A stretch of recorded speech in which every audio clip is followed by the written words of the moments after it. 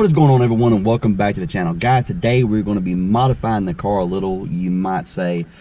Basically what we're going to be doing today is I'm going to be using ForScan. So I'm going to show you guys how to use ForScan. Those of you that have never used it, kind of show you what's going on there. And what we're going to do is, as many of you know, the car is supercharged. But what I'm going to do is, in the instrument cluster, I can only read out vacuum. Now, some cars actually read out vacuum and boost from the factory, mostly the EcoBoost cars. But my wife's car, 15 GT, she reads vacuum and boost, and she's a GT. So they changed it sometime. I'm not quite 100% sure, but my car only reads vacuum. So we're going to go in and we're going to change that to read vacuum and boost using ForScan today.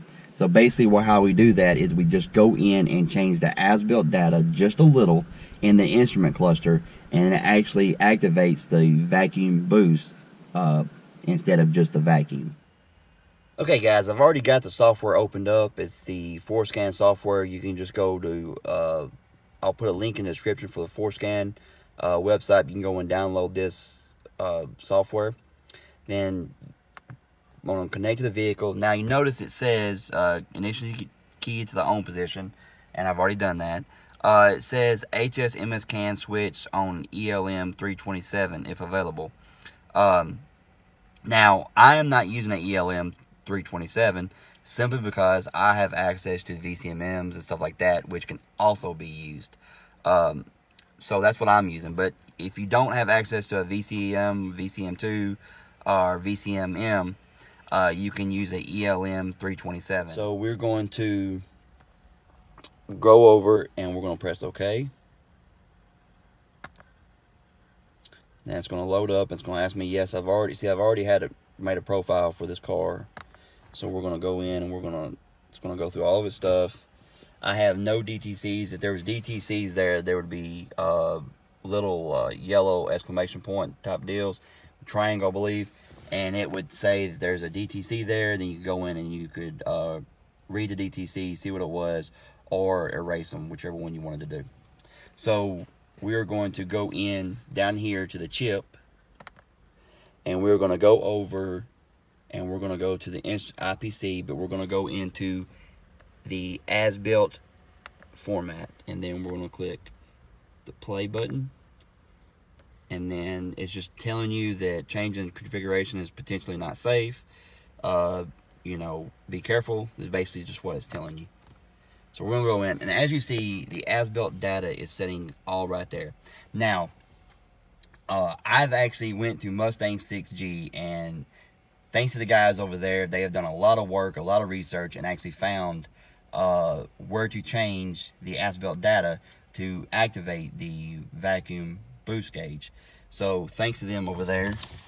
But I went in, and here it's line 720061, and I need it to read 7F right there in those numbers. So as you can see, these are mine, and as you can see, it says 7C6F. So all I need to do is change the 6 to a 7. So as you can see right there, there it is right there, and we are going to, it's 01. So we're going to click on that. We're going to go over, backspace, change that to a 7. And now we're going to go in and we're going to write it.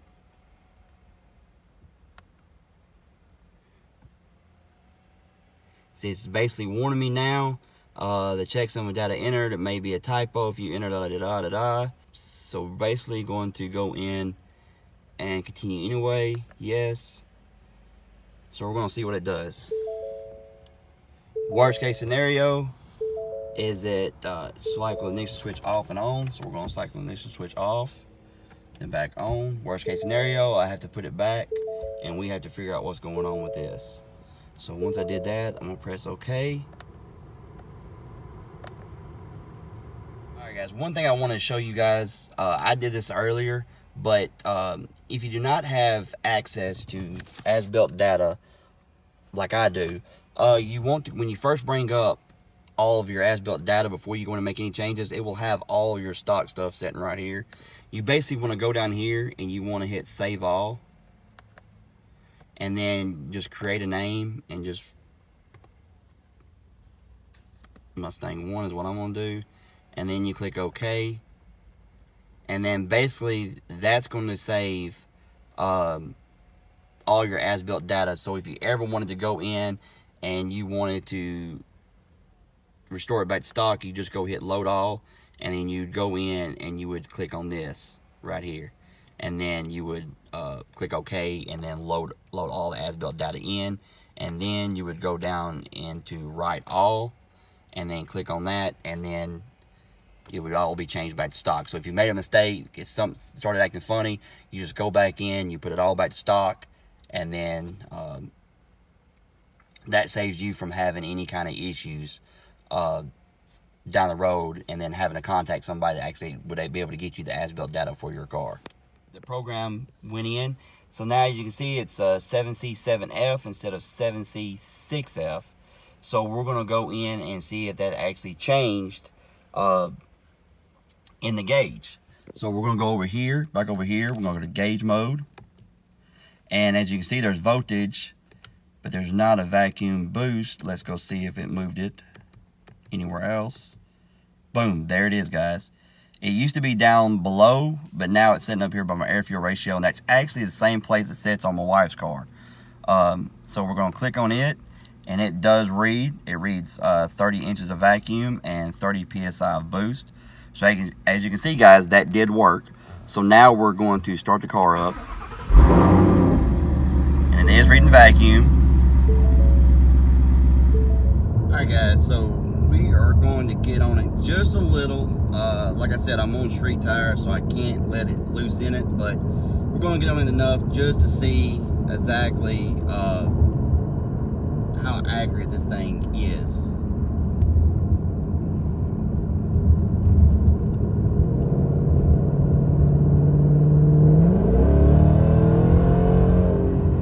So, as you've seen, the boost gauge is working. It read 10 pounds of boost, and that's right around where I should be with a 80mm pulley on the Roush 2.3 blower with the stock Roush air intake set up and 60mm throttle body and all that.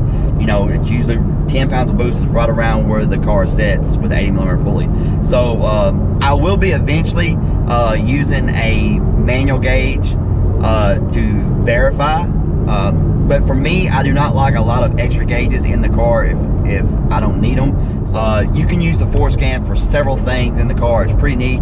Be careful of what you go in and change. Like I said, if you go to Mustang 6G, the link in the description, and you go over there and check it out, and you will see that there are a lot of things you can do with a FORScan to change stuff up in the car if you want. I haven't looked through all the things. I basically just skimmed through and found the digit to change to get the boost gauge. So guys, if that's something you've been interested in or anything like that, I hope the video is helpful. If you're looking to supercharge your car in the future and you want to do something like this, check it out. You can get the ELM 327 adapter for FORScan for basically 15 bucks from what Daryle was telling me online. You download the free software, you go onto the form and you register for free, and then you get an activation code for your extended license for free. Plug it in, you go in, you make your changes. Like I said, guys, be safe with it because you can go in and jack some stuff up. And as I stated, make sure you save the file when it comes up, because all your as-built data, the correct as-built data of your car will be there. So save it, so when you go in and make changes, if you ever want to change it back in the future, you just got to go in and load that save file, and all is back to original. But guys, I hope you enjoyed this video. I hope it was informational for you guys. If you did, hit the like button, and as I said before, please subscribe to the channel. We've got a lot of great content coming. It's been miserable here. It's been rainy and cold, and tomorrow is supposed to be sunshine, so I think we are getting a cruise together, so that video will be out sometime this week. And guys, you guys be safe out there, and we'll see you next time.